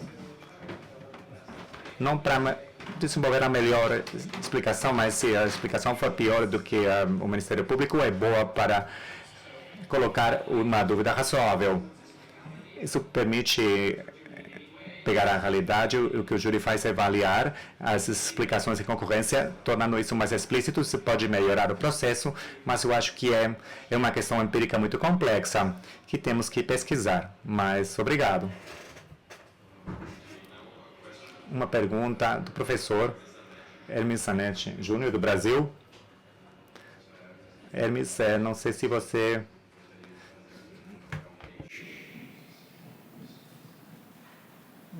Não estou vendo o professor Hermes. Não consigo ver o professor Hermes. Não consigo vê-lo. Do professor Hermes. Vou colocar a pergunta ao professor Hermes. O júri é racional porque esperamos que ofereçam razões uns aos outros e se engajar nas deliberações. A confiança é baseada nesse processo de raciocínio coletivo. Mas como é que, por exemplo, em países como o Brasil, dentro da tradição do direito civil, os júris não deliberam como no sistema de common law. É um sistema diferente. Vou declarar que desconheço, não conheço muito o sistema legal no Brasil para compartilhar uma opinião sobre o raciocínio do júris nesse tipo de deliberações, pelo desconhecimento do sistema. Obrigado.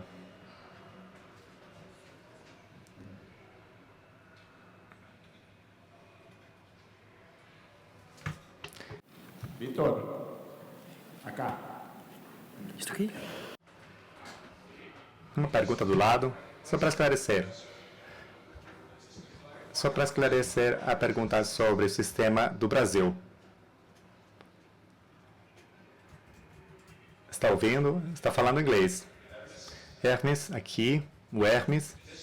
Só para esclarecer a pergunta. No Brasil, nós não deliberamos. O júri só decide de forma isolada, só votando sim ou não sobre as questões prévias que foram colocadas previamente. Não tem deliberação no sistema brasileiro, não tem, não. Não é uma pergunta, é um contraste interessante. Eu não pensei nisso, estou pensando nisso agora pela primeira vez. Seria um estudo empírico, uma pesquisa empírica interessante para saber quais são as diferenças, o impacto que pode ter na exatidão, certo sentido. A literatura empírica sobre os júris nos Estados Unidos, ela sugere que os júris individuais, interação com as provas, predizem muito dos resultados, mais do que as próprias deliberações. Mas eu acho que é um contraste bem interessante. Obrigado. Maria Inês Horowitz. A senhora tem a palavra. Será que você poderia se levantar? Ali, ó.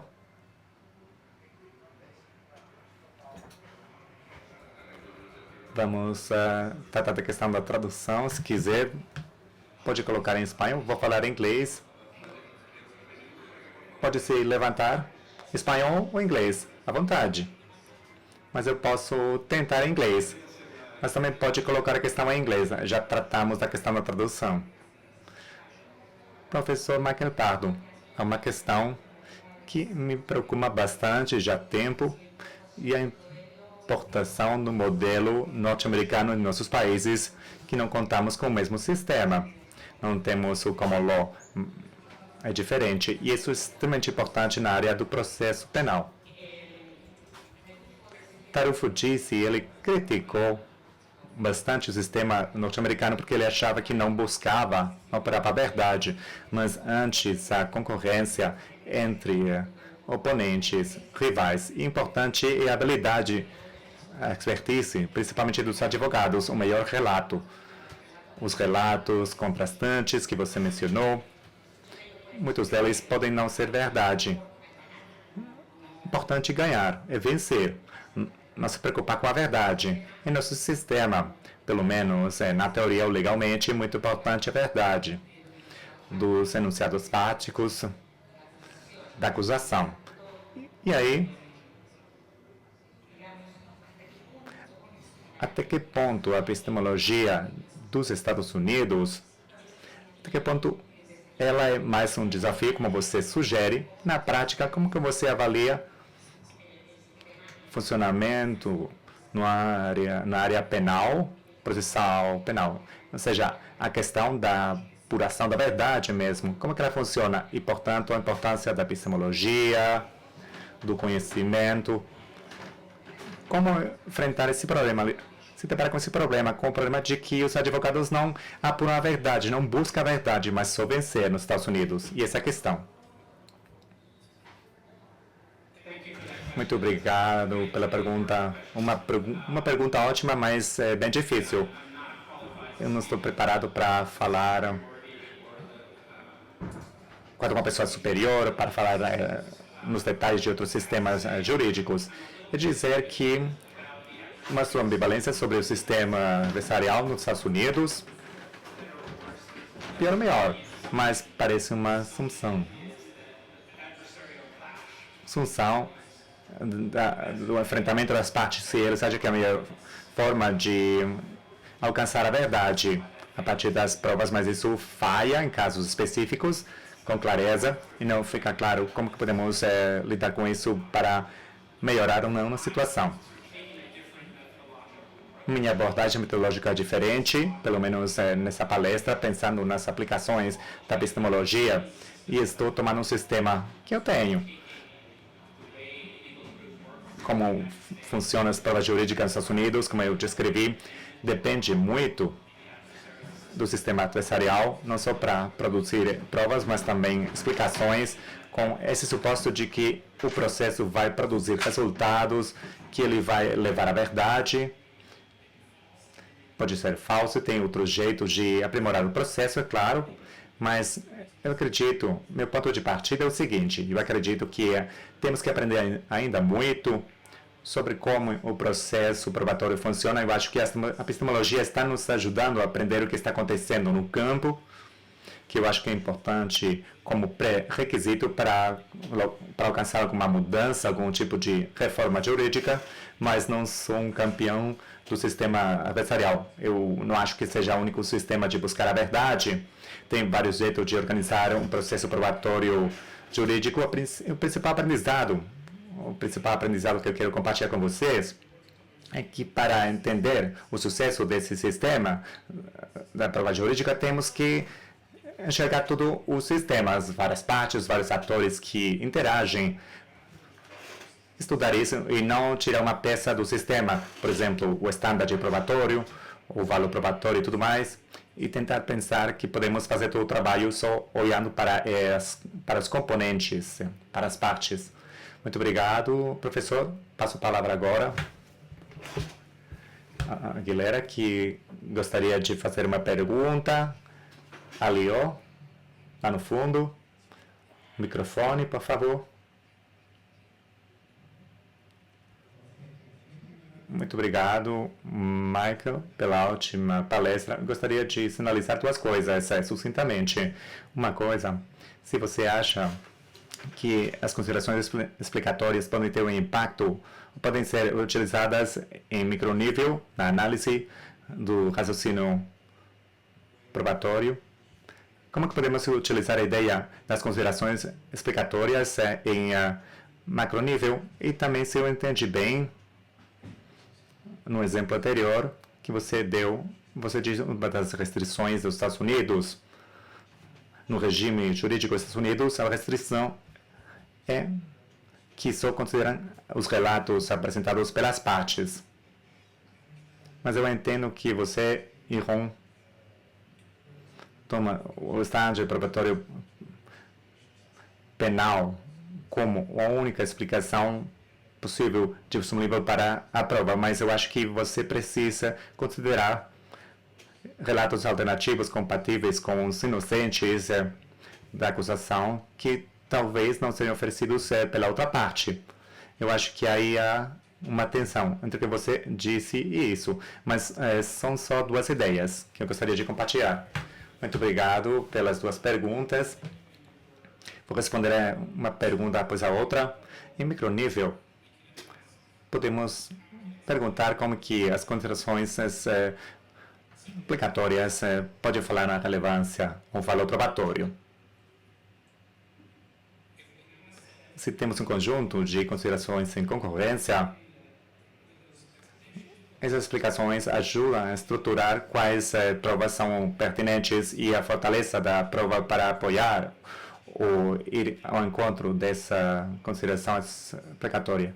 E por que isso pode ajudar a refletir? Por exemplo, como ver o funcionamento do conceito da relevância nos Estados Unidos, os modelos alternativos, por exemplo, os modelos de probabilidade que tornam as provas relevantes se só tem uma mudança no sentido específico.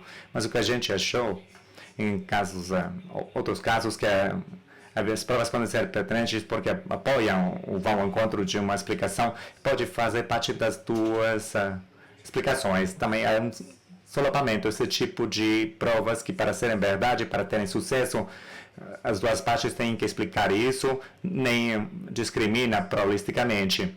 É outro tipo de explicação de por que as provas são relevantes, que as tornam relevantes ao mundo dentro do sistema explicatório maior. Por exemplo, o valor probatório. O valor probatório pode ser quantificado e tem muitas razões para pensar que pode ser quantificado nos Estados Unidos. Se isso é possível, como é que podemos fazer sentido do valor probatório, se ele é fraco, se ele é forte ou não, ou intermediário? Podemos perguntar sobre a função que desempenha para apoiar ou ir contra algumas explicações. Não é muito preciso, mas voltando para a palestra, temos a resolução da precisão e talvez não seja possível quantificar precisamente um valor probatório. E na abordagem explicatória tem a sorte nessa possibilidade do que está acontecendo também com o valor probatório. A segunda parte da pergunta, vou esclarecer alguns detalhes. Determinar fatos. Para determinar fatos não tem que considerar as explicações não oferecidas pelas partes. As pessoas que levantam a verdade, elas podem dizer isso que aconteceu é diferente do que as partes relatadas. E as pessoas que estão determinando os fatos podem fazer isso. Mas tem que ser pensando nos relatos das partes. Além disso, mas além da dúvida razoável, como já mencionamos, tem duas razões pelas quais o júri não deve condenar segundo esse padrão. Não pensa que a explicação do Ministério Público é bastante forte. Podem pensar, tem razões pelas quais pensamos que não é possível, não é forte para essa teoria, né? E numa boa defesa, por exemplo. E, alternativamente, a defesa pode oferecer uma alternativa possível. Uma alternativa possível que pode ser suficiente para uma dúvida razoável. E há casos, a defesa não tem que oferecer uma alternativa, mas há casos, avaliando a suficiência das provas, que dizem, quando o Ministério Público ofereceu uma explicação convincente, forte, aí precisa de uma alternativa possível. Ou os júris vão condenar e as provas são suficientes. Nesse caso, tem dois jeitos para abordar esse padrão. A defesa não tem que oferecer uma alternativa, não. Mas, com a realidade prática de um julgamento, uma alternativa é necessária para ir além da dúvida razoável. Mas temos que pensar no contexto de cada um dos casos, segundo os detalhes, segundo as situações nas quais estamos. Obrigado, professor Pardo. Agora damos a palavra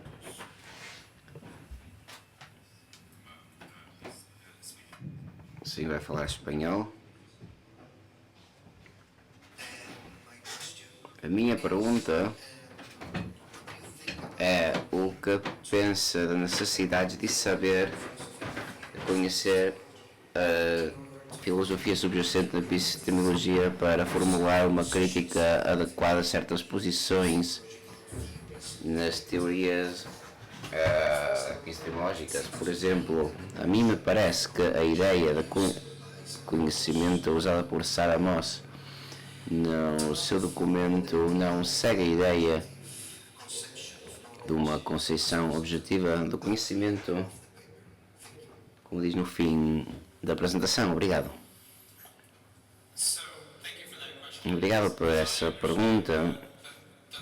Se percebi bem, a pergunta trata de até que ponto tem de conhecer os pormenores filosóficos para avaliar se essa teoria pode dar luz na prova legal.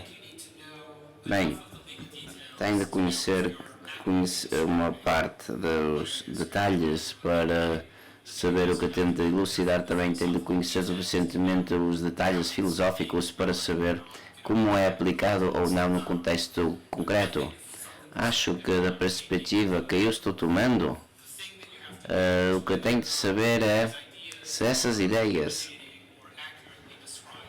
eliminam ou descrevem adequadamente a realidade. No meu caso foi a preponderância do standard probatório, e pegando um exemplo de Moss, dizendo que é uma explicação da preponderância da prova, usa a filosofia como maneira de explicar qual é a preponderância do standard probatório, como funciona na lei, e pegando nessa descrição e diz aí, coincide com os pormenores legais. Ora, pode responder dizendo não, eu tenho os pormenores legais errados ou tenho os detalhes filosóficos na minha descrição. Talvez faça um ou outro, mas isso é um movimento metodológico, essa é uma descrição filosófica que nos diz qualquer coisa sobre a realidade legal, e vejo uma desligação, uma inconsistência. Isso talvez uma boa teoria filosófica, mas vejo essa desligação que não é uma boa explicação para o standard preponderante, para ver como funciona, que não coincidem com a descrição filosófica. Obrigado, professor Pardo. Agora o professor David Feikman.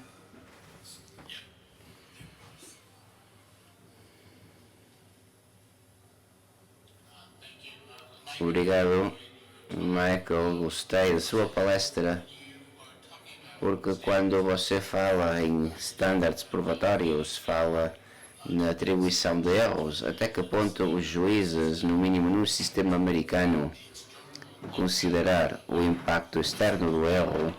Por exemplo, se as empresas farmacêuticas têm de deixar de vender determinados produtos no mercado, como afeta o mercado 10 anos mais tarde, na litigação, e voltar depois para o mercado a Monsanto. Considerando a questão nos casos individuais de erros atribuídos, até que ponto o erro faz parte desta equação? Sim, esta é uma muito boa pergunta, obrigado. No mínimo na teoria, e talvez posso não concordar, os juízes não deveriam decidir como atribuir o risco do erro em marcar um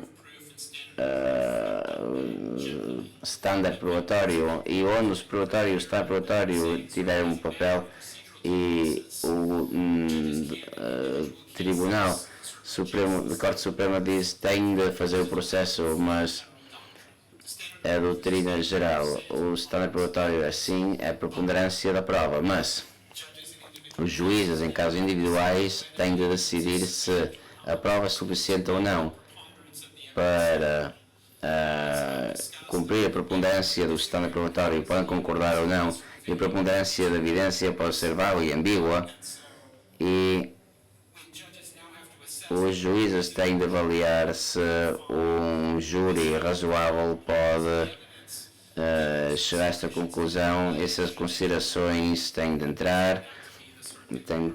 Isto tem de ser a parte importante da questão, e não tenho certeza o que fazer nesta situação. Penso que o que acontece muitas vezes, como saberão mais do que ninguém, é que essa questão é decidida no nível de admissibilidade de testemunhos especialistas, e aí pode haver considerações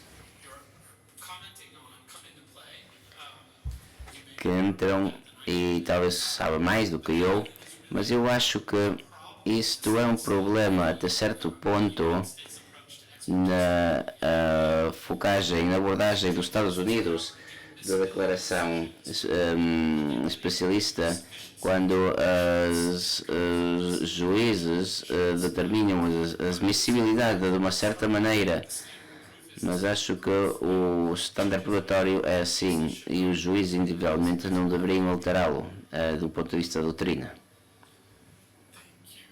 Obrigado. Agora, professor Paul Roberts.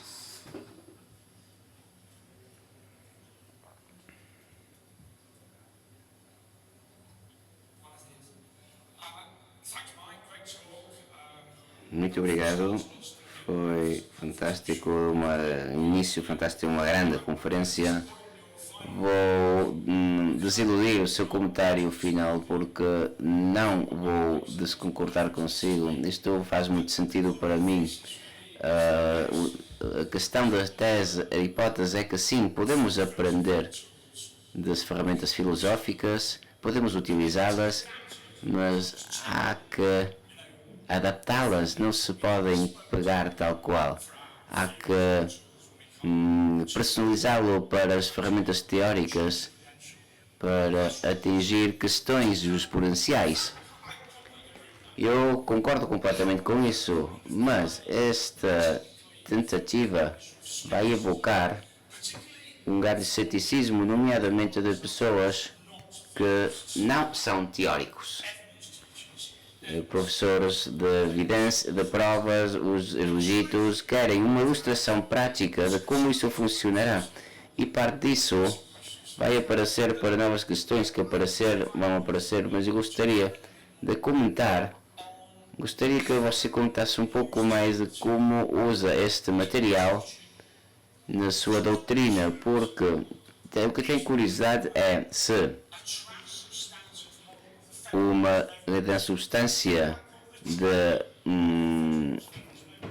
uso federal da prova, a tirania, como chamaria, como trazer este material para poder servir os estudantes e mostrar-lhes o que têm de tratar e não só daquilo que o juiz disse a última vez. Obrigado. Obrigado, Paul. Muito obrigado pela pergunta. Obrigado por concordar.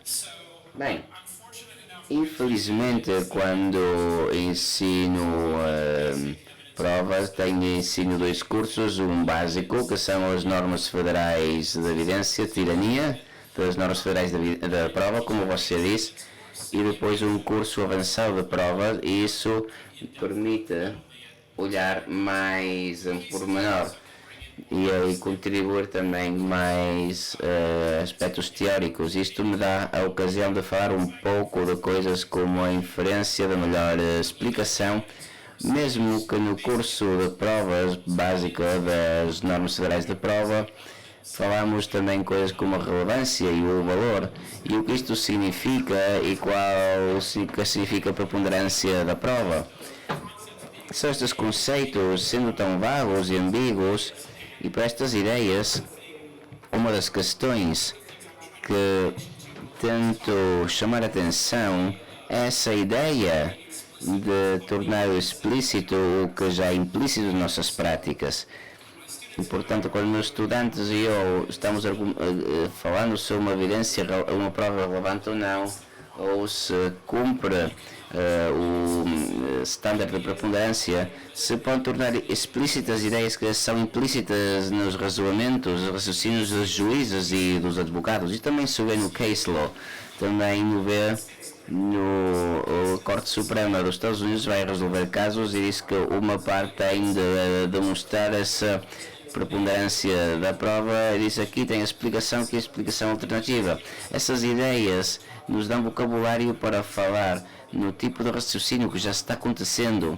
Acho que, da minha própria experiência, falamos com advogados experimentados, que os júris com explicações e concorrentes, isto faz sentido e descreve o que já está acontecendo num processo e uso estas pormenores como maneira de tornar estas ideias mais explícitas, ideias, mesmo a questão do conhecimento, esse diferencial entre verificação e verdade, se tem um veredito bem-sucedido, sem alegação. É uma questão intuitiva, mas cumpre a filosofia, o aspecto filosófico, vai tornar explícito aquilo que está acontecendo intuitivamente, de maneira parecida com o problema do ônibus azul. Estou ensinando estas hipóteses na minha aula avançada da prova e apresento quais são as minhas intuições e porquê. Chegamos talvez à conclusão que o valor probatório não é o número e talvez o standard probatório não é esse limiar da probabilidade, e talvez dessa maneira resolvemos o problema. As pessoas não vão concordar comigo, mas isto nos dá uma maneira de tratar estas questões atuais. Bem, temos uma última pergunta. Onde está o Christian Puebla? Vamos fazer um acordo que passo para essa última pergunta, mas a fazemos muito curta porque temos só 1 minuto entre a pergunta e a resposta. Em primeiro lugar, muito obrigado pela apresentação, professor Pardo. Foi excelente. Acho que as razões são... Bem, a minha questão é como é possível introduzir credenciais epistémicas na guarda e nas instruções.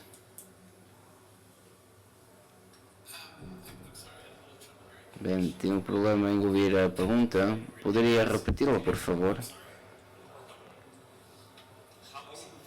Como é possível introduzir as credenciais epistémicas em instruções?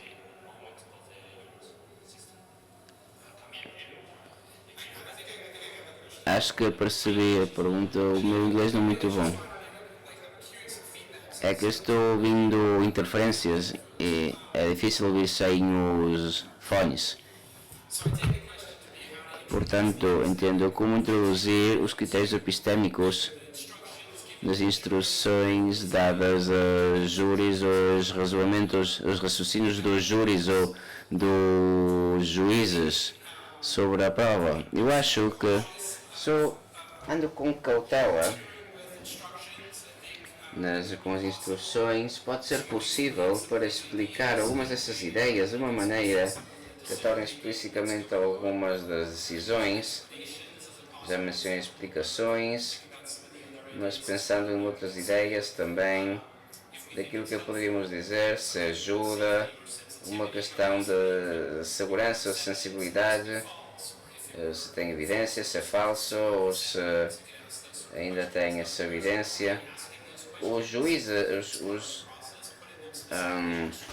advogados já perguntam, já colocam estas questões, mas é uma questão empírica e tem de ser estudado. Eu vejo estas ideias como aparecem, normalmente são mais implícitas, e o poder fazer o vocabulário filosófico é tornar explícito pelo raciocínio que já está acontecendo, ou dar ferramentas para dar razões adicionais em certas direções. Isto seriam minhas ideias iniciais. Obrigado, professor Pardo. Muito obrigado a todos e todas. Mais uma vez, muito obrigado, professor Pardo. E convidamos a todos e todas para o café que vai ser servido aqui fora. E encerramos esta primeira sessão. Obrigado.